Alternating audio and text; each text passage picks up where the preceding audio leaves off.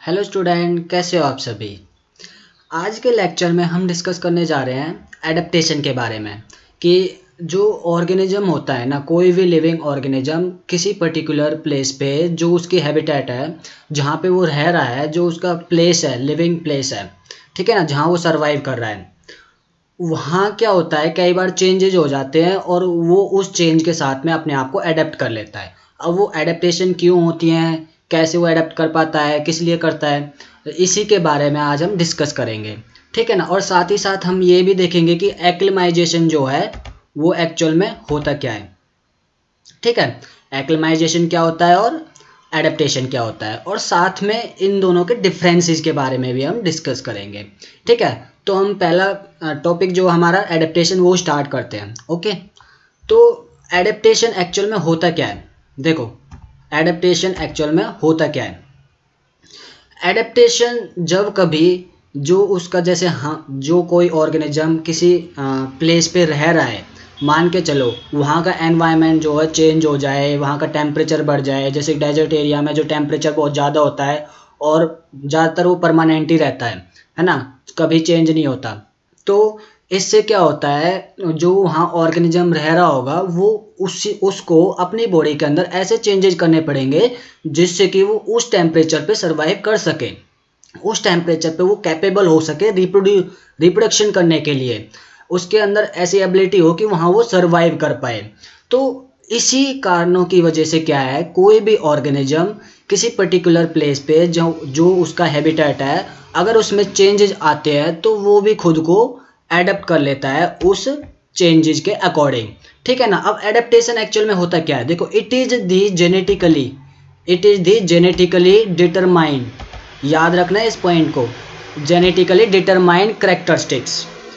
Genetically determined characteristics क्यों बोला गया एडेप्टेशन को, क्यों बोल रहा हूँ कि ये जेनेटिकली डिटरमाइन होता है, क्योंकि देखो जब कभी कोई ऑर्गेनिज्म अपने आप को उस प्लेस के अकॉर्डिंग एडेप्ट करता है तो उसके अंदर जो भी एडेप्टेशन होंगी, उसकी बॉडी में जो भी एडेप्टेशन होंगी, वो एडेप्टेशन उसकी ऑफस्प्रिंग में भी दिखनी चाहिए। ये नहीं है कि उसी के अंदर, जैसे मान के चलो किसी पर्टिकुलर ऑर्गेनिज्म के अंदर एक एडेप्टेशन हो गई, अब ये नहीं है कि खाली उसी के अंदर एडेप्टेशन हुई है, उस एरिया में जितने भी ऑर्गेनिज्म होंगे उनके अंदर भी एडेप्टेशन होनी चाहिए, है ना। अगर उनको सरवाइव करना है, उनको रिप्रोड्यूस करना है, अपनी जनरेशन को आगे बढ़ाना है, कंटिन्यू करना है, तो क्या होगा कि उन सब के अंदर चेंजेस आने स्टार्ट हो जाएंगे, ठीक है ना। उनके अंदर बॉडी में जो ऐसी एडेप्टेशन आ जाएगी कि वो उस एनवायरनमेंट को फेस कर सके, उसमें सरवाइव कर सके, ठीक है।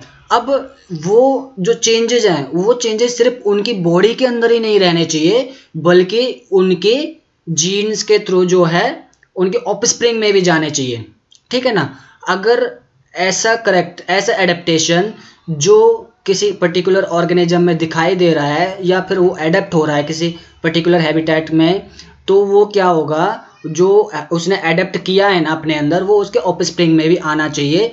उसको हम क्या बोलते हैं, एडेप्टेशन बोलते हैं, याद रखना। इसलिए यहाँ पे मैंने लिखा है जेनेटिकली डिटरमाइंड कैरेक्टरिस्टिक्स। अब वो बिहेवियर में भी हो सकता है, ठीक है, मॉर्फोलॉजी में भी हो सकता है ना, और फिजियोलॉजी में भी हो सकता है। मॉर्फोलॉजी में भी हो सकता है, फिजियोलॉजी में हो सकता है। वो क्या करता है, that improve an organism's ability to survive and reproduce in particular environment, reproduce कर सके पर्टिकुलर एनवायरमेंट में, ठीक है ना, रिप्रोड्यूस कर सके। तो ऐसी कंडीशंस में जो एडेप्टेशन होती हैं किसी भी ऑर्गेनिज्म में, वो बिहेवियरल भी हो सकती है, मॉर्फोलॉजिकल भी हो सकती है और फिजियोलॉजिकल भी हो सकती है, जो कि उसकी सर्वाइवल एबिलिटी को इम्प्रूव कर रही है, ठीक है ना। और उसको रिप्रोड्यूस की जो उसके अंदर एबिलिटी है, जो क्षमता है रिप्रोड्यूस करने की, वो भी उसकी इम्प्रूव हो रही है, ठीक है ना, इम्प्रूव कर सके, जिसमें कि वो अपनी जनरेशन को आगे बढ़ा सके। सेकेंड पॉइंट में देखो, it involve the genetic trait that improve performance और सर्वाइवल ओवर मल्टीपल जनरेशन। मैंने बताया ना कि जो चेंजेस आ रहे हैं उसकी बॉडी में एनवायरनमेंट के अकॉर्डिंग, जहाँ पे वो रह रहा है, वो मल्टीपल जनरेशन तक दिखाई देना चाहिए, मल्टीपल जनरेशन तक इम्प्रूव होना चाहिए। ऐसा नहीं है कि उसके अंदर चेंजेस आ गए, उसकी एडेप्टेशन उसने अपनी बॉडी के अंदर एडेप्टेशन कर ली, तो उसकी लाइफ जो है कंप्लीट हो गई, और उसके जो ऑफस्प्रिंग आएगी, जो जनरेशन आएगी, उनको मतलब कि दोबारा से एडेप्टेशन करनी पड़ेगी। ऐसा कुछ नहीं है। अगर एक ऑर्गेनिज्म ने किसी के मान चलो किसी ऑफस्प्रिंग के पेरेंट ने क्या है उसके अंदर एडेप्टेशन आ गई है, तो उस ऑफस्प्रिंग को एडेप्टेशन करने की जरूरत नहीं पड़ेगी, क्योंकि जो उसके पेरेंट ने एडेप्टेशन किया है वही एडेप्टेशन उसके बॉडी के अंदर भी आ जाएगी, जो उसके जीन्स के अंदर चेंज हुआ है। इसलिए इसको बोला जाता है जेनेटिक ट्रेट। ठीक है ना। जेनेटिक में उसकी जो जीन्स जो होती हैं उसमें क्या होता है, एडेप्टेशंस होती हैं, नई जीन्स बन जाती हैं उस एनवायरनमेंट के अकॉर्डिंग, जिससे कि उसको उस पर्टिकुलर हैबिटेट में कोई प्रॉब्लम ना आ सके। ठीक है ना। और यहाँ तक कि उसकी जनरेशन को भी प्रॉब्लम ना आए। ठीक है। तो ये एग्जाम्पल मतलब ये क्या है, एडेप्टेशन, ये एडेप्टेशन होती है। अब देखो थर्ड पॉइंट में क्या लिखा है, it take long time to achieve. अब ये जो एडेप्टेशन जो होती है ना, ये ऐसा नहीं है कि एक दिन में हो गई, एक वीक में हो गई, 2 हफ्ते में, 3 हफ्ते में हो गई, 1 महीने में हो गई, ये लॉन्ग टाइम लेती है। जैसे कि एवोल्यूशन प्रोसेस जो होती है ना, एवोल्यूशन प्रोसेस में जो टाइम आता है कि कई साल लग जाते, हजारों साल लग जाते एक एवोल्यूशन होने के लिए, है ना, किसी पर्टिकुलर जीन में चेंज होने के लिए। तो ऐसे ही क्या है, जो एडेप्टेशन होती है उसमें भी कई साल मतलब कह सकते हैं हजारों साल लग जाते हैं। ठीक है ना। तो उस पर्टिकुलर एनवायरनमेंट में एडेप्ट करने के लिए, ये भी एक इवोल्यूशन प्रोसेस का ही एक पार्ट है। एडेप्टेशन क्या है, इवोल्यूशन प्रोसेस का ही एक पार्ट है। देखो आपने अच्छे से सुना होगा, आपने छोटी क्लासेज में आपने देखा होगा या फिर पढ़ा होगा कि जो एडेप्टिव रेडिएशन जो है ना इवोल्यूशन को जो पार्ट है, और 12th क्लास में भी इवोल्यूशन चैप्टर में आपने पढ़ा होगा कि जो डार्विन फिंचेज थी ना, पहले उनके अंदर क्या हुआ, एडेप्टेशन हुई। पहले कुछ फिंचेज के अंदर एडेप्टेशन हुई और बाद में सारे फिंचेज के अंदर एडेप्टेशन होनी स्टार्ट हो गई। ये सबसे बेस्ट एग्जांपल है डार्विन फिंचेज का। आप अगर वहाँ पे देखोगे डिटेल में, तो इसी वजह से उनके अंदर जो इवोल्यूशन हुआ था ना डार्विन फिंचेज के अंदर, तो इसी वजह से उसका नाम क्या रखा गया था, एडेप्टिव रेडिएशन नाम रखा गया था। ठीक है ना। उन्होंने जो एडेप्टेशन की थी उसी के आधार पे। तो ये डार्विन फिंचेज का क्या है, सबसे बेस्ट एग्जांपल है एडेप्टेशन का। तो हमने क्या देखा कि जो एडेप्टेशन होती है ना, अगर किसी हैबिटेट में चेंज आ जाता है, और ऐसा चेंज जो लॉन्ग टाइम के लिए होता है, तो वो क्या करते हैं, जो ऑर्गेनिज्म वहाँ रहते हैं वो जेनेटिकली डिटरमाइन कैरेक्टरिस्टिक्स जो होती है उनके, वो उनमें चेंज ले आते हैं, उनमें एडेप्टेशंस ले आते हैं, और उस एडेप्टेशन को अपने पर्टिकुलर ऑफस्प्रिंग के अंदर ट्रांसफ़र कर देते हैं, और वो जनरेशन टू जनरेशन चलती रहती है, मल्टीपल जनरेशन तक वो चलती रहती है। ठीक है ना। ये था इवोल्यूशन। अब एडेप्टेशन सॉरी। अब नेक्स्ट में हम देखेंगे कुछ एग्जाम्पल एडेप्टेशन के, क्या क्या एग्जाम्पल हो सकते हैं। ठीक है। Some examples of adaptation. पहला एग्जाम्पल है plant develop thermal adaptation. Plant क्या डेवलप कर रहा है, थर्मल एडेप्टेशन डेवलप कर रहा है, दैट कंपेयर हीट रेजिस्टेंस, जो कि अपने आप को हीट से बचा रहा है, हीट से रेजिस्ट कर रहा है। अब देखो कई बार क्या होता है, कई जगह पे कई पर्टिकुलर हैबिटेट में क्या होता है कि जो टेम्परेचर है वो बहुत ज़्यादा हो जाता है। अब एक एनिमल तो क्या है वहाँ से दूर जा सकता है, चल सकता है, लेकिन प्लांट तो वहीं पे रहते हैं, तो वो कैसे अडेप्ट कर सकें उस कंडीशन को, उस हाई टेम्परेचर वाले जो वहाँ का एनवायरनमेंट है उसको कैसे उससे बच सके। तो कुछ प्लांट जो वहाँ पे हाई टेम्परेचर वाले जगह पे रहते हैं ना, वो प्लांट क्या कर लेते हैं, अपने अंदर हीट शॉक प्रोटीन जो है सिंथेसाइज कर लेते हैं। ये वो प्रोटीन होती हैं जो हीट को शॉक कर लेती है, मतलब थर्मल जो जहाँ वो हाई टेम्परेचर होगा उसमें टेम्परेचर को रेजिस्ट करेगी। ठीक है ना। उसमें सर्वाइवल में उसकी प्लांट की हेल्प करेगी, जैसे कि उसको हाई टेम्परेचर से कोई प्रॉब्लम ना हो। ठीक है ना। वो हीट शॉक प्रोटीन क्या है, हीट शॉक कर लेंगे, और उसको बेटर उसके बेटर लाइफ के लिए, लाइफ स्टाइल के, लाइफ साइकिल के लिए जो प्लांट किया है वो क्या होगा, वहाँ पे सरवाइव कर सके, उस जो एबल हो कि रिप्रोड्यूस कर सके, है ना, और अच्छे से सरवाइव कर सके। तो वो प्लांट जो होते हैं जहाँ पे हाई टेम्परेचर ज़्यादा हो, वो क्या कर लेते हैं, अपने अंदर हीट शॉक प्रोटीन जो है सिंथेसाइज कर लेते हैं, जिससे कि वो हीट से रेजिस्ट हो सके, हीट से बच सके, टेम्परेचर से बच सके, है ना, और अपने आप को एडेप्ट कर ले। और ऐसा नहीं है ये प्लांट, अगर एक प्लांट के अंदर जो एडेप्टेशन हो गई, मतलब हीट शॉक प्रोटीन जो सिंथेसाइज हो गई, तो ऐसा नहीं है कि जो और प्लांट होंगे उसके अंदर नहीं होगी। अब उससे जो भी सीड मिलेगा, मान चलो एक पर्टिकुलर प्लांट में क्या है, हीट शॉक प्रोटीन जो है सिंथेसाइज हो गई, ठीक है ना, हीट शॉक प्रोटीन सिंथेसाइज हो गई, तो जो भी उस प्लांट से हमें सीड मिलेगा या फिर उस प्लांट्स के द्वारा जो कोई दूसरा प्लांट प्रोड्यूस किया जाएगा, जनरेट किया जाएगा, उस प्लांट के अंदर भी वो प्रोटीन मौजूद रहेगी। याद रखना, क्योंकि उसने एडेप्टेशन जेनेटिकली किया है, ठीक है ना, जेनेटिकली एडेप्टेशन किया है और ऐसी प्रोटीन को सिंथेसाइज किया है जो हीट को रोक सके, हीट को रेजिस्ट कर सके, टेम्परेचर को रेजिस्ट कर सके, ठीक है ना। तो ये पहला एग्जांपल क्या है, थर्मल एडेप्टेशन करना। प्लांट जो है वो कैसे थर्मल एडेप्टेशन से बच सकते, थर्मल मतलब टेम्परेचर, हाई टेम्परेचर से बच सकते हैं, कैसे अपने अंदर एडेप्ट कर लेते हैं उस कंडीशन को, ठीक है। सेकेंड पॉइंट में आता है plant develop adaptation for chilling. ऊपर वाला केस था हाई टेम्परेचर के लिए, नीचे वाला केस है जब मतलब बहुत ज़्यादा लो टेम्परेचर हो, ठीक है ना।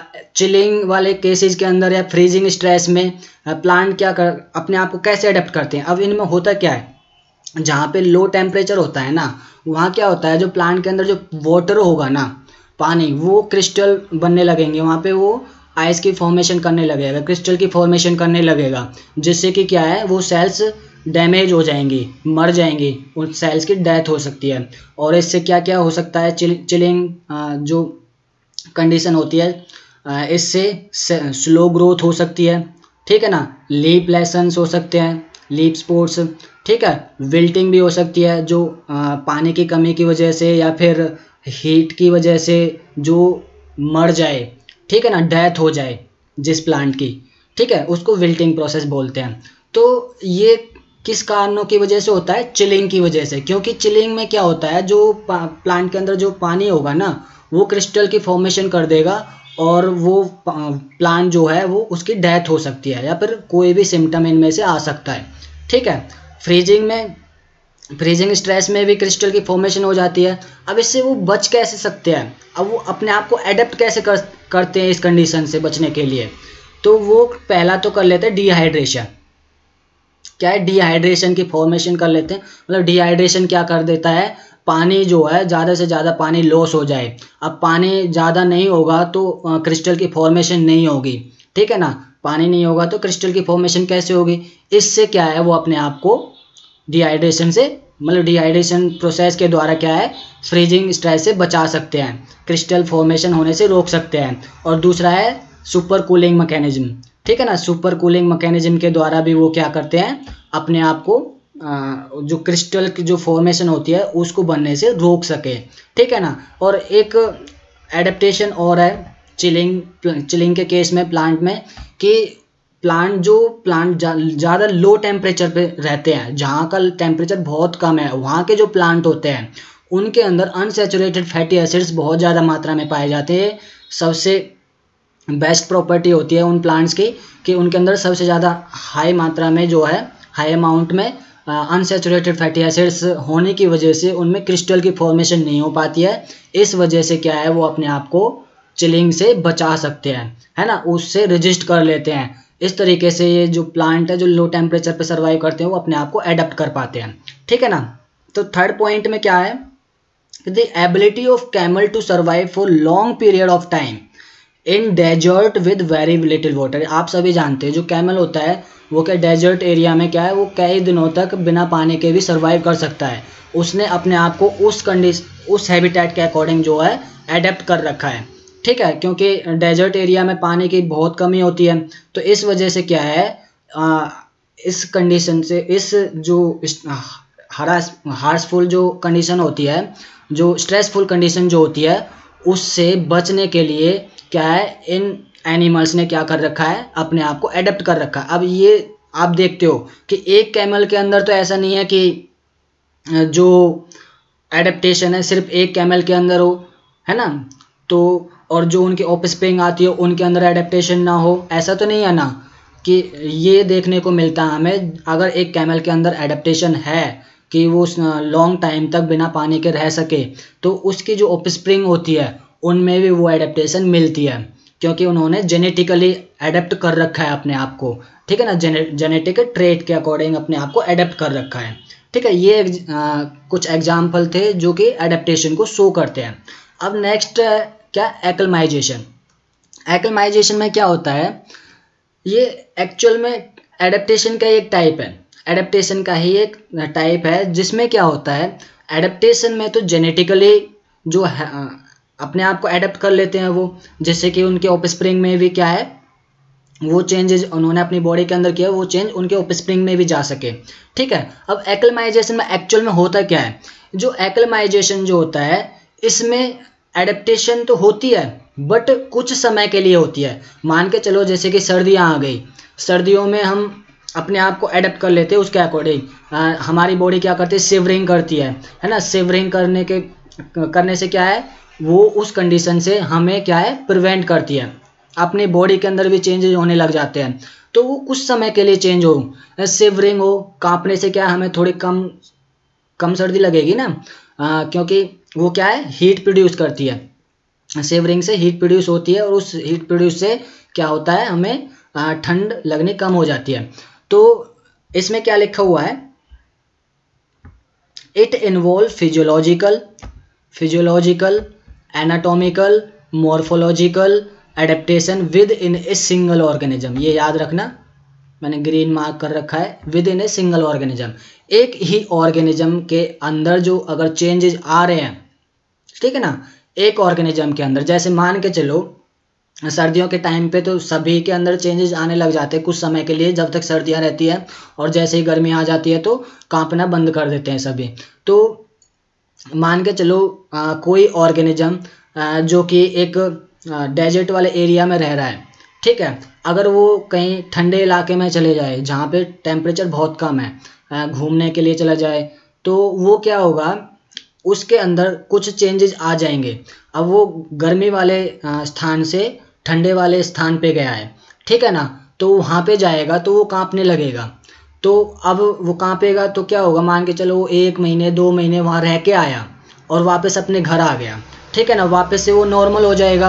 अब ऐसा नहीं है कि जैसे वो वहाँ से वापस आया 1-2 महीने बाद, उसमें वहाँ पे एडेप्टेशन हो चुकी थी, वहाँ पे वो आराम से रह रहा था ठंडे इलाके में, ठीक है, अब वो वापस से अपने जहाँ पे वो रहता था वहीं आ गया, गर्मी वाले जहाँ पे गर्मी थी, ठीक है। अब मान के चलो अब उस टाइम पे मान चलो वो रिप्रोड्यूस करेगा और उसके जो ऑफस्प्रिंग आएगी, तो ऐसा तो नहीं है कि उसकी ऑफस्प्रिंग में भी वो चेंजेज आए, है ना, ऐसा नहीं है ना, बिल्कुल भी वो चेंजेस उसकी ऑफस्प्रिंग में नहीं आएंगे। जहाँ पे वो पहले से रह रहा है, जिस एनवायरनमेंट के अंदर, जिस हैबिटेट जो वहाँ का एनवायरनमेंट है, वहाँ के जो कंडीशंस हैं, उसके अकॉर्डिंग जो है उस ऑफस्प्रिंग में चेंजेज आएंगे, ना कि वो जब घूमने गया था 1-2 महीने के लिए, वो वापस आया तो उसके अकॉर्डिंग चेंज आ जाएंगे।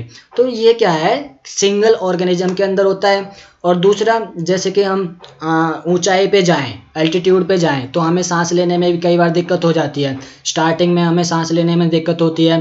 तो क्या होता है कि जैसे ही हम ऊपर जाते हैं और कुछ दिन वहाँ पे रहने लग जाते हैं, है ना, 4-5 दिन 6 दिन, तो हम वहाँ नॉर्मल तरीके से रहने लगते हैं। स्टार्टिंग में तो हमें प्रॉब्लम भी होती है, घबराहट होती है ना, उल्टी भी होती है, तो इस तरीके से कुछ सिम्टम्स हमारे बॉडी के अंदर आते हैं। और धीरे धीरे करके जैसे मान चलो वो 4 दिन 5 दिन 6 दिन 1 वीक से ज़्यादा रहने वहाँ पे रहे, तो उस कंडीशन के अकॉर्डिंग वहाँ पे अपने आप को एडेप्ट कर लेता है। और जैसे ही वो वापस आए तो फिर नीचे जो कंडीशंस हैं, नीचे का जो एनवायरनमेंट है धरती पे, वो वहाँ के अकॉर्डिंग एडेप्ट कर लेता है। तो उसमें जो चेंजेज होते हैं वो परमानेंट चेंज नहीं होते। तो जो एक्लमाइजेशन है वो क्या है, टेम्परेरी एडेप्टेशन है, कुछ समय के लिए एडेप्टेशन आ जाए, सिर्फ कुछ समय के लिए, याद रखना, और वो एडेप्टेशन उसकी ऑफस्प्रिंग में ट्रांसफर ना हो, ठीक है, इसको हम बोलते हैं एक्लिमाइजेशन।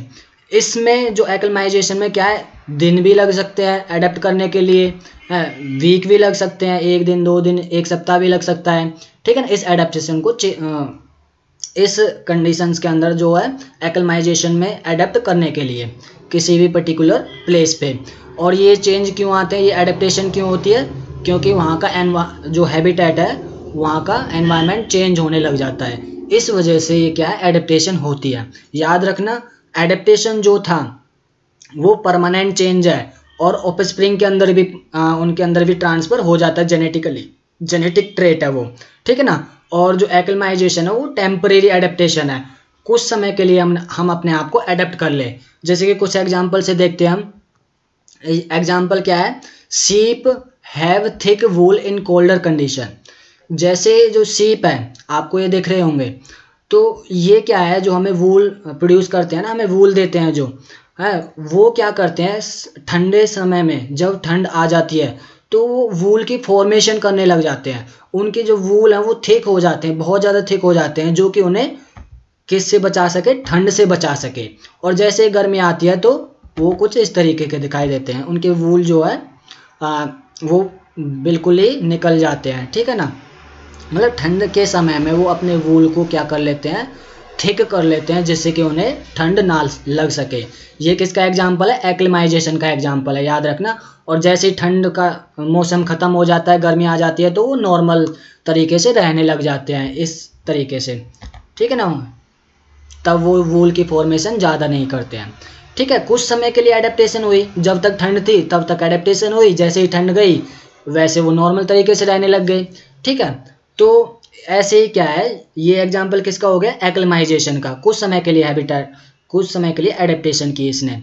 सेकंड एग्जाम्पल शिवरिंग, मैंने बताया जब ठंड आने लगती है, shivering when expose to cold, जब कोई भी इंसान ठंडे इलाके में जाए तो वो कांपने लगता है, और जैसे वहाँ से वापस आ जाए तो वो नॉर्मल हो जाता है। या फिर जैसे ही ठंड आती है, मौसम चेंज होता रहता है ना, जब ठंड का जो सीजन जो होता है विंटर वाला, तो उसमें कांपने लग जाता है। 1-2 महीने, 3 महीने, 4 महीने, जितने दिन की ठंड होती है ना, तो तब तक तो वो उसको एडेप्ट करके रखेगा, उस कंडीशन को एडेप्ट करके रख लेगा, और जैसे ही ठंड चली जाएगी वो कांपना बंद कर देगा, है ना। तो ऐसे ही होता है ना। तो वो क्या है, एक्लिमाइजेशन का एग्जाम्पल है। मतलब कि एक्लिमाइजेशन में क्या है, कुछ समय के लिए टेम्परेरी जो है एडेप्टेशन हमने कर लिया है, किसी भी सिंगल ऑर्गेनिज्म में ये टेम्परेरी चेंज आ जाए, ठीक है।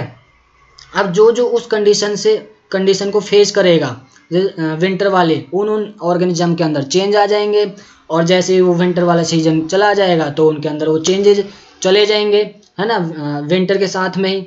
और एक और वो क्या है, ऑफस्प्रिंग के अंदर ट्रांसफर नहीं होगा एक्लिमाइजेशन में। तो ये सेकंड एग्जांपल था शिवरिंग का। और थर्ड एग्जांपल क्या है, जैसे ये फिश है, see fish adjust themself in aquarium. Aquarium आप सभी ने देखा होगा। जो सी फिश है ना, मान के चलो हम समुद्र से फिश ले आए और उनको हम एक्वेरियम में रख दें, तो जब तक वो एक्वेरियम में रहेंगी तो अपने अंदर वो कुछ ना कुछ एडेप्टेशन कर लेंगे, क्योंकि उन्हें जो सी में जो खाना मिल रहा था, जो समुद्र के हिसाब से जो उन्हें खाना मिल रहा था, वहाँ तो बहुत सारी डाइवर्सिटी थी, वहाँ तो वो जो कुछ चाहे वो खा सकते थे। बट एक्वेरियम में क्या है, वो हमारे अकॉर्डिंग जो हम डालते हैं वहाँ पे, जो हम डालते हैं सिर्फ वही खाते हैं। तो ये क्या है, एक तरीके का एडेप्टेशन ही है, टेम्परेरी एडेप्टेशन है। जैसे ही वो उन्हें वापस से समुद्र में हम रख देंगे तो क्या होगा, वो वापस से उस हैबिटेट के अकॉर्डिंग चेंज कर लेंगे अपने अंदर और वहाँ पे रहने लग जाएंगे उसी के अकॉर्डिंग। तो ये कुछ समय के लिए जो चेंजेज आते हैं, कुछ समय के लिए जो एडेप्टेशंस होती है, उसको हम बोलते हैं एक्लिमाइजेशन। और जो परमानेंट जो चेंज होता है, जो कि एक लाइफ प्रोसेस का एक पार्ट है ना, वो क्या होता है, एडेप्टेशन। तो आप लोग एडेप्टेशन और एक्लिमाइजेशन में अच्छे से डिफरेंस समझ में आ गया होगा।